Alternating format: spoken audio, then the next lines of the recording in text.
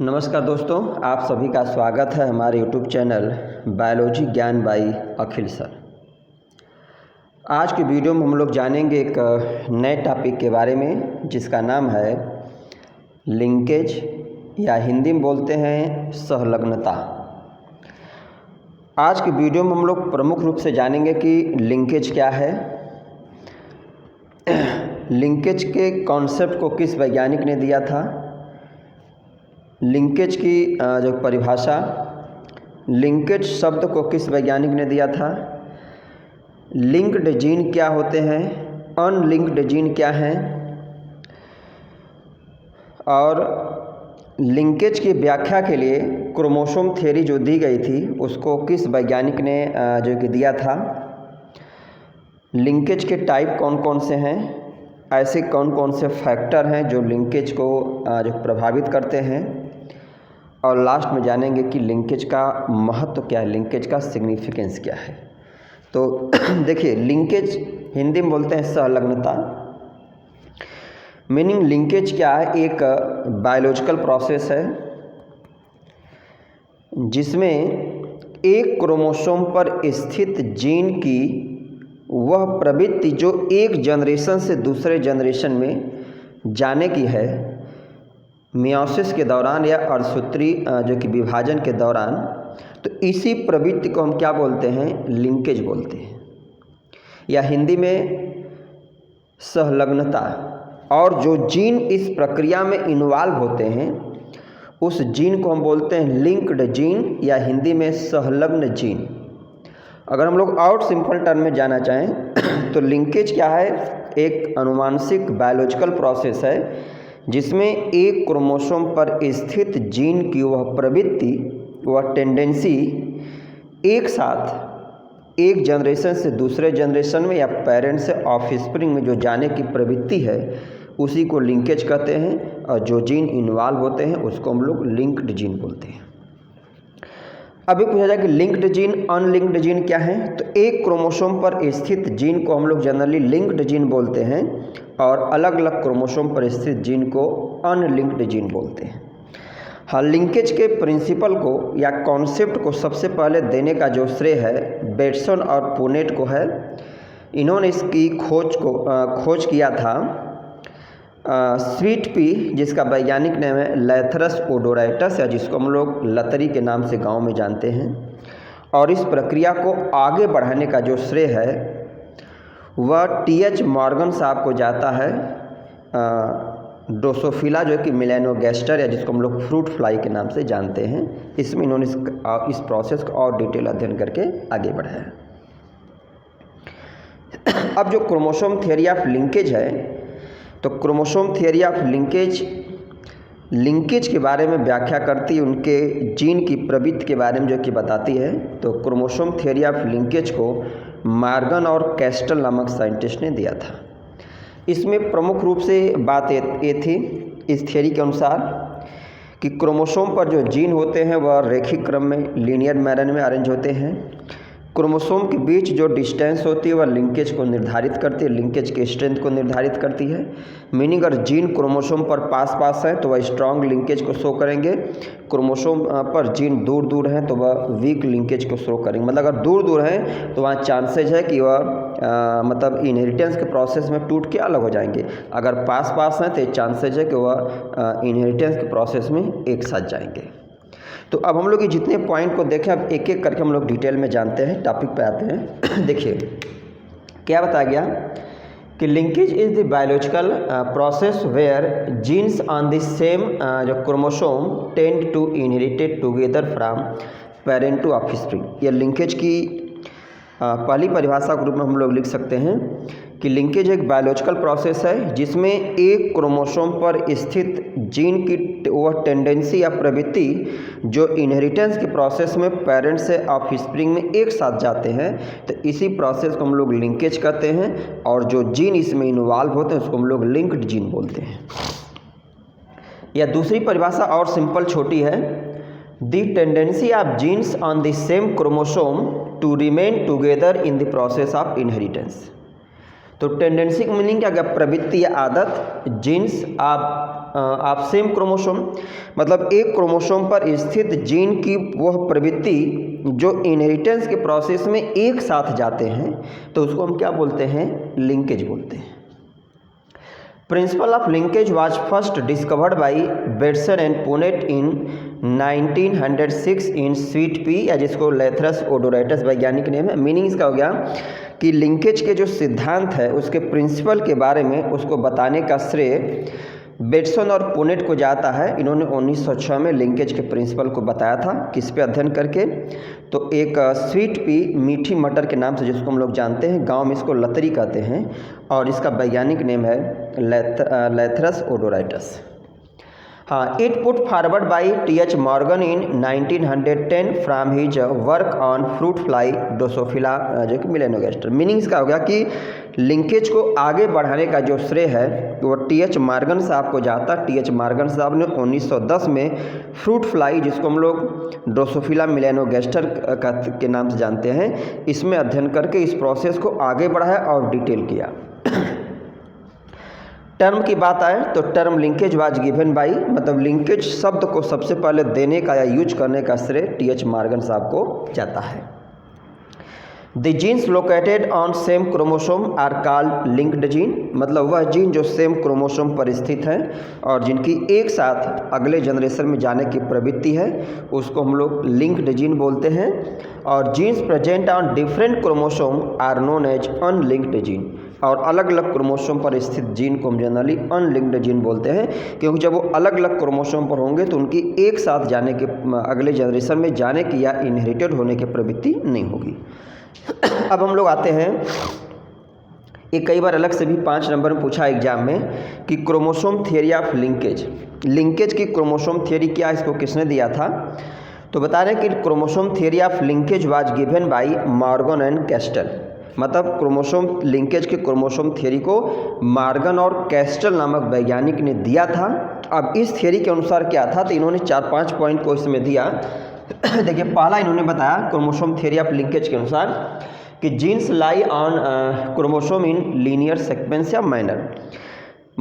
Chromosome theory ये कहती है कि क्रोमोसोम पर जो जीन स्थित होते हैं वह लीनियर मैनर से रेखिक क्रम में स्थित होते हैं, पहला पॉइंट।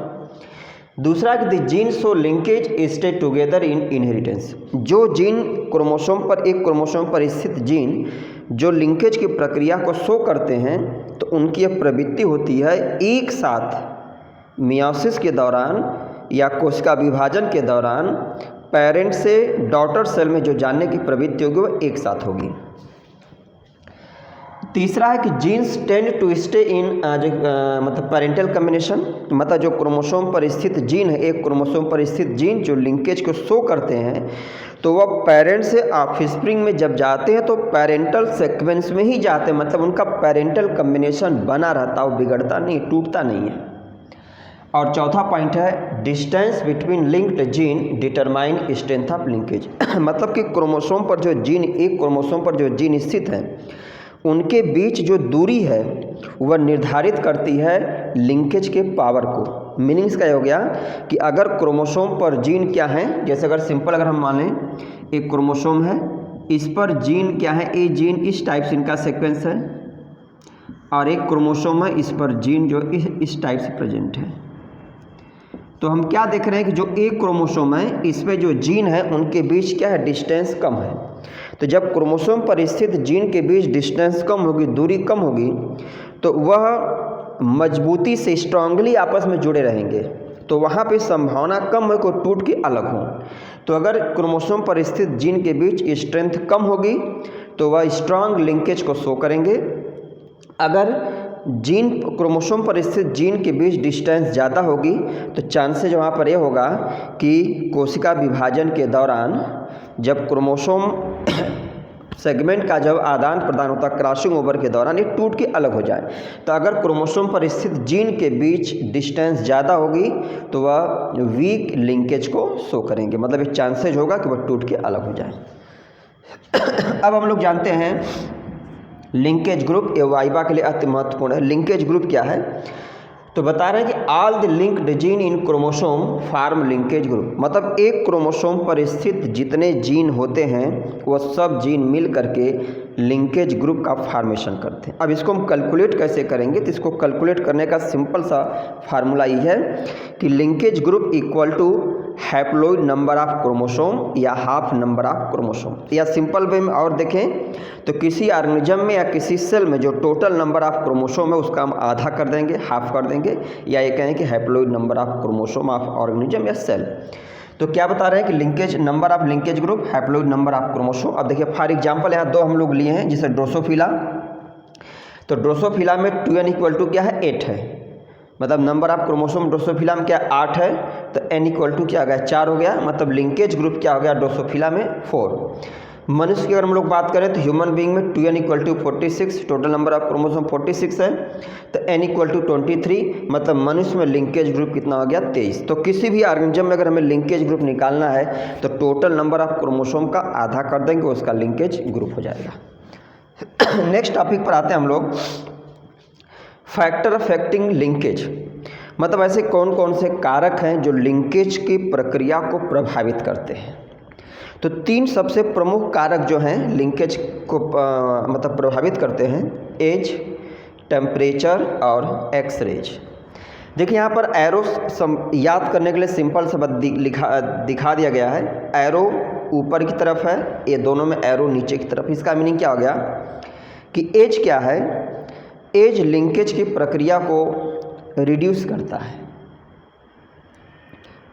फिर से ध्यान दीजिएगा, पहला जो पॉइंट हम लोग पढ़े यहाँ पर एज का, तो एज क्या है कि जैसे किसी भी ऑर्गेनिज्म की एज जब बढ़ती जाती है, तो जब एज बढ़ती जाएगी तो क्या होता है कि सेल या जो क्रोमोसोम हैं वो अपने साइज में क्या होते हैं रिड्यूस होते हैं। तो जब साइज में रिड्यूस होंगे तो यहाँ पर क्या हो जाएगा, यहाँ पे जो क्रोमोसोम पर स्थित जीन है वो और ज़्यादा पास आएंगे, और जब क्रोमोसोम पर स्थित जीन और पास आएंगे तो लिंकेज हमारा क्या होगा मजबूत होगा, स्ट्रांग होगा। तो इसका मीनिंग क्या हो गया कि जैसे जैसे एज क्या आगे ऑर्गेनिज्म की एज जैसे से इंक्रीज करती जाती है तो जो लिंकेज की प्रक्रिया है वह क्या होगी, वह बढ़ती जाएगी।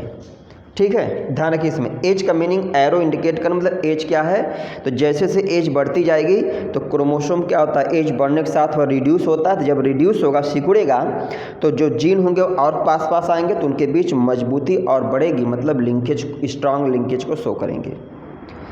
टेम्परेचर सिंपल मीनिंग, और टेम्परेचर हम लोग क्या करें कि टेम्परेचर बढ़ाएं या टेम्परेचर में फ्लक्चुएसन जब जो करते हैं तो देखा गया कि टेम्परेचर बढ़ाने से या टेम्परेचर में फ्लक्चुएसन करने से क्रोमोसोम के बीच डिस्टेंस बढ़ती है, या कहें कि क्रोमोसोम ज़्यादा फ्लेक्सिबल होता है। तो जब क्रोमोसोम की डिस्टेंस बढ़ेगी तो क्रोमोसोम के परिस्थित जीन के बीच डिस्टेंस बढ़ेगी टेम्परेचर बढ़ाने से, तो वहाँ प्रबल संभावना होगी कि जो जीन है वह टूट के अलग हो जाए। तो मतलब जैसे जैसे हम टेम्परेचर बढ़ाएं या टेम्परेचर में फ्लक्चुएसन करें तो ऐसे केस में क्या हो जाएगा कि लिंकेज की प्रक्रिया जो होगी वह हमारा लिंकेज वीक लिंकेज होगा, मतलब वहाँ चांसेज है कि क्रोमोसोम पर स्थित जीन टूट के अलग हो जाए।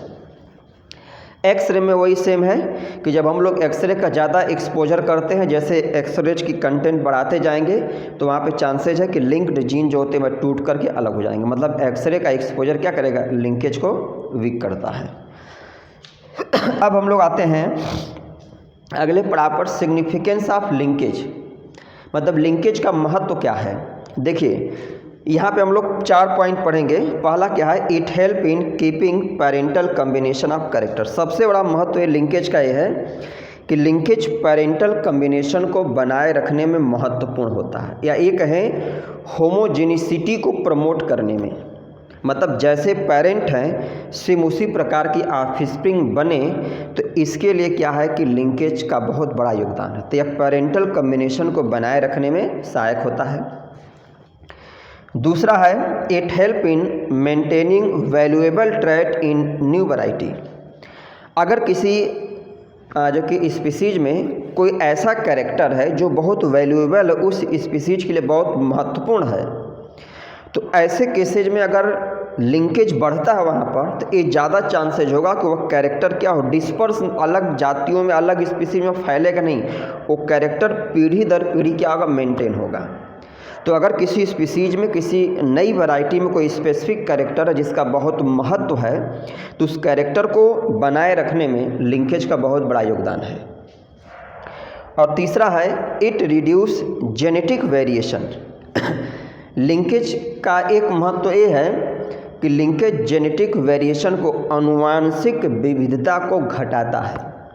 तो ये अगर हम लोग डिमेरिट के रूप में देखें तो लिंकेज का बहुत बड़ा डिमेरिट ये है, क्या है कि यह अनुवांशिक विविधता को घटाता है। मीनिंग क्या हो गया कि किसी भी अगर मतलब स्पीसीज में जो आने वाली जनरेशन है उसमें जितनी ज़्यादा होमोजेनिसिटी बढ़ेगी, तो वहाँ पे संभावना ये है कि जब अच्छे या विविध कैरेक्टर के अगर स्पीसीज नहीं मिलेंगे तो नियर भविष्य में इन्वायरमेंटल चेंज होने पर वह स्पीसीज अगर एडजस्ट नहीं कर पाएंगी तो पूरी की पूरी स्पीसीज क्या होगी, समाप्त हो जाएगी।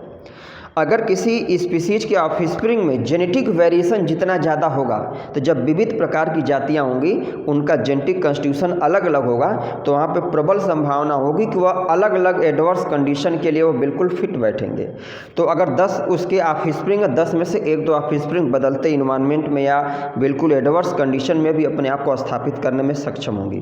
तो एक इसकी कमी हम कहें या मेरिट में कहें कि यह जेनेटिक वेरिएशन को रिड्यूस करता, घटाता, जिससे अलग अलग कॉम्बिनेशन की या नई वैरायटी का फॉर्मेशन नहीं हो पाता है। और चौथा है it provide basis for genetic mapping. मतलब जो लिंकेज है वह जेनेटिक मैपिंग के एनालिसिस के लिए, विश्लेषण के लिए एक बहुत बड़ा आधार का कार्य करता है। इसके कुछ मतलब महत्व हैं। हाँ, अगर डिमेरिट की बात हो कि लिंकेज की सबसे बड़ी कमी डिमेरिट क्या है, तो सबसे बड़ी कमी लिंकेज की यही है कि लिंकेज जेनेटिक वेरिएशन को घटाता है। तो जब जेनेटिक वेरिएशन घटेगा तो इसका समस्या ये होती है कि नियर भविष्य में हो सकता है कि आने वाली जो जातियां हैं उनमें अगर वेरिएशन नहीं रहेगा, तो अगर इन्वायरमेंटल चेंज हुआ या कोई इन्वायरमेंटल कंडीशन अगर एडवर्स हुई, तो वहाँ पर उस पर्टिकुलर स्पीसीज के नष्ट होने की या समूल खत्म होने की संभावना प्रबल होती है। अब हम लोग जानते हैं, देखिए टाइप ऑफ लिंकेज। तो आज के वीडियो में हम लोग केवल नाम और एग्जाम्पल पढ़ लेते हैं। नेक्स्ट अगला वीडियो जब आएगा तो उसमें हम अलग से एक वीडियो में पढ़ेंगे कि लिंकेज के प्रकार क्या हैं, क्योंकि वीडियो बहुत लंबी हो जाएगी इसमें अगर हम लोग देखें तो। देखिए टाइप ऑफ लिंकेज में लिंकेज के अभी तक 2 टाइप जो खोजा गया है, कंप्लीट लिंकेज और इनकम्प्लीट लिंकेज। कंप्लीट लिंकेज को हिंदी में बोलते हैं पूर्ण प्रभाविता, पूर्ण जो सहलग्नता। फिर देखिएगा कंप्लीट लिंकेज को हम लोग क्या बोलते हैं, पूर्ण सहलग्नता, और इनकम्प्लीट लिंकेज को बोलते हैं अपूर्ण सहलग्नता। इसका मीनिंग ये हो गया कि जब कंप्लीट लिंकेज होगा तो जो पेरेंट हो गए सेम उसी प्रकार की ऑफस्प्रिंग में मिलेगी। मतलब 2 प्रकार की पेरेंट है, 2 प्रकार की ऑफस्प्रिंग। इनकम्प्लीट लिंकेज का मतलब क्या हो गया कि इसमें जो ऑफस्प्रिंग आएगी वो अपने पेरेंट से कुछ विविध प्रकार की रहेगी। अब देखिए इसमें एग्जाम्पल क्या है, हम लोग अगले वीडियो में जो पढ़ेंगे। कंप्लीट लिंकेज में grey body long wing drosophila और black body vestigial wing drosophila में जब क्रॉस कराया गया था, तो इसमें 2 प्रकार की जो ऑफस्प्रिंग है, तो इसमें जो ऑफस्प्रिंग आई तो 50% ऑफस्प्रिंग जो थी वह grey body long wing Drosophila थी, और 50% जो ऑफस्प्रिंग थी black body vestigial wing Drosophila थी। इसका मीनिंग क्या हो गया कि यहाँ पर मतलब ड्रोसोफिला में कंप्लीट लिंकेज मिला। और इनकम्प्लीट लिंकेज की खोज मक्के में हचिनसन साहब ने किया था। तो इन्होंने क्या किया कि कलर्ड फुल इंडोस्पर्म और जो दूसरा था कलरलेस संकेन इंडोस्पर्म, मतलब इन्होंने मक्के के एक ऐसी वैरायटी ला जिसमें बीज उसका जो था वह कलर्ड था और इंडोस्पर्म उसका बिल्कुल राउंडेड था, फुल था, या कहें कि स्मूथ था। और दूसरा जो सीड था वह सीड जो था कलरलेस था और श्रंकेन मतलब पिचका हुआ था। तो जब इन दोनों में क्रॉस कराया तो हचिनसन साहब ने क्या पाया कि 48% स्पीसीज एक पेरेंट की तरह है, 48% स्पीसीज एक पेरेंट की तरह है, और 4% केसेज में देखा गया कि नया कॉम्बिनेशन मिला। इसका मीनिंग ये हो गया कि हचिनसन साहब ने जो मक्के में क्रॉस कराया तो मक्के में जो 2 प्रकार के पेरेंट लिए थे उनमें 96% जीन जो थे वह लिंकेज की प्रक्रिया को शो किए। अब 4% जीन जो थे उनके बीच डिस्टेंस ज़्यादा थी और वह इनहेरिटेंस के प्रोसेस में टूट के अलग हो गए और यहाँ पे 2 नई वैरायटी और आ गई। तो इन दोनों कंप्लीट लिंकेज और इनकम्प्लीट लिंकेज के बारे में हम लोग अगले वीडियो में और डिटेल डायग्राम के माध्यम से समझेंगे। फिलहाल इतना आज है कि लिंकेज के 2 प्रकार हैं, कंप्लीट लिंकेज और इनकम्प्लीट लिंकेज। कंप्लीट लिंकेज मतलब इसमें जो 2 प्रकार के हम पेरेंट लेके क्रॉस कराते हैं तो इसमें 2 ही प्रकार की ऑफस्प्रिंग मिलती है। इनकम्प्लीट लिंकेज की खोज मक्के में किया गया था हचिंसन साहब के द्वारा। इन्होंने 2 वैरायटी लेकर के अध्ययन किया तो इसमें ऑफस्प्रिंग में 4 वैरायटी इनको मिली, जिसमें 48% वैरायटी एक पेरेंट की तरह थी, 48% वैरायटी एक पेरेंट की तरह थी और 4% जो थी जो वैरायटी वह अलग थी। तो मीनिंग 4% जो जीन थे वो लिंकेज की प्रक्रिया को शो नहीं किए। ठीक, अब आज के वीडियो को अगर हम लोग समरी के रूप में देखें तो लिंकेज क्या है या संलग्नता क्या है। तो एक क्रोमोसोम पर स्थित जीन की वह टेंडेंसी प्रवृत्ति जो इनहेरिटेंस के प्रोसेस में एक साथ जाते हैं उसको हम लिंकेज कहते हैं।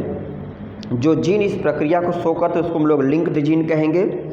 लिंकेज के खोज करने का श्रेय जो या इसके प्रिंसिपल को देने का जो श्रेय है वो बेटसन और पुनेट साहब को जाता। स्वीट पी लैथरस ओडोडाइटस में खोज किया था 1906 में। फिर 1910 में टीएच मॉर्गन साहब आए, उन्होंने इस प्रक्रिया को और आगे बढ़ाया। ड्रोसोफिला मेलानोगास्टर में इसको और डिटेल अध्ययन करके इसको और बृहद किया। इसके बाद जो है कि मॉर्गन और कैस्टल साहब ने एक क्रोमोसोम थ्योरी दिया। उसके अनुसार उन्होंने बताया कि जीन जो होते हैं क्रोमोसोम पर लीनियर मैनर में होते हैं। जो जीन लिंकेज को शो करते हैं वह एक साथ अगले जनरेशन में जाते हैं। जो जीन लिंकेज को शो करते हैं वह पेरेंटल कॉम्बिनेशन बनाए रखते हैं और क्रोमोसोम पर स्थित जीन के बीच जो डिस्टेंस होती है वह लिंकेज के स्ट्रेंथ को निर्धारित करती है। मीन्स कि अगर जो जीन क्रोमोसोम पर हैं उनके बीच अगर डिस्टेंस कम होगी तो वह स्ट्रांग लिंकेज शो करेंगे, डिस्टेंस ज़्यादा होगी तो वह वीक लिंकेज शो करेंगे और वहाँ प्रवृत्ति होगी या संभावना होगी कि वह टूट के अलग हो जाए। ठीक है, तो वीडियो को आप लोग बिना स्किप किए हुए कंसंट्रेट होकर के देखिए। अगर कहीं पर कोई आप लोगों के मन में प्रश्न आता है तो आप लोग कमेंट के माध्यम से पूछ सकते हैं। आप लोग हमारे चैनल को अधिक से अधिक सब्सक्राइब करिए और जो कि शेयर करिए, जिससे हमें एक फीडबैक, एक एनर्जी मिले। धन्यवाद।